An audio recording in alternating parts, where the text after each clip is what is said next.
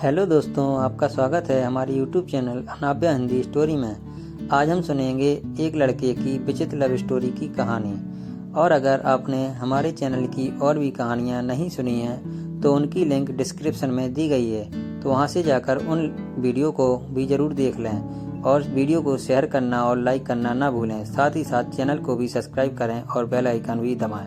तो चलिए आज की कहानी शुरू करते हैं। एक अमीर लड़का था, उसे एक गरीब किसान की लड़की से प्यार हो गया। लड़की सुंदर होने के साथ साथ काफ़ी समझदार थी। एक दिन जब लड़के ने उस लड़की को बताया कि वह उससे प्यार करता है और उससे शादी करना चाहता है, तो लड़की ने कुछ सोचने के बाद उस लड़के को शादी करने से इनकार कर दिया, क्योंकि वह गरीब परिवार से रिश्ता रखती थी।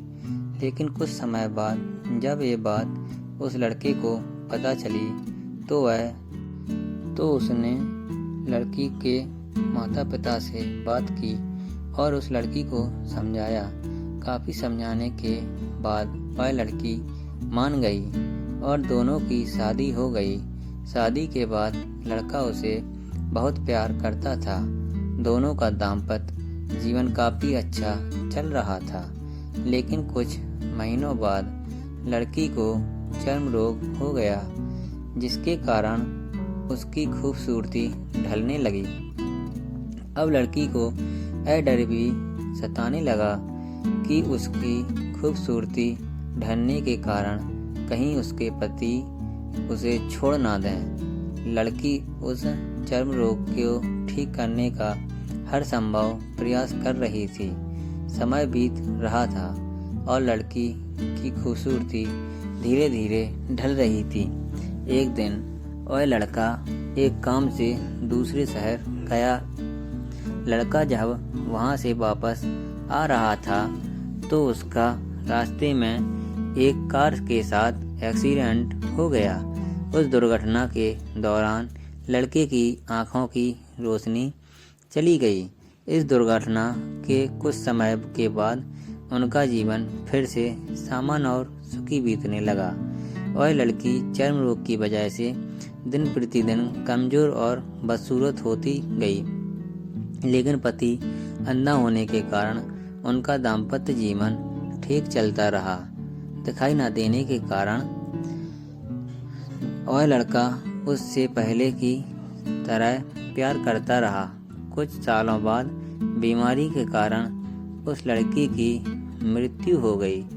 पत्नी की मृत्यु होने के बाद वह लड़का अंदर से दुखी हो गया और वह शहर छोड़कर जाने वाला था। तभी उसके पड़ोसी ने उसे सांत्वना देते हुए कहा, अब आप तो अपनी पत्नी के बिना अकेले पड़ जाएंगे। वह आपका काफ़ी ख्याल रखती थी। अब आपका जीवन अंधकार में कैसे व्यतीत होगा।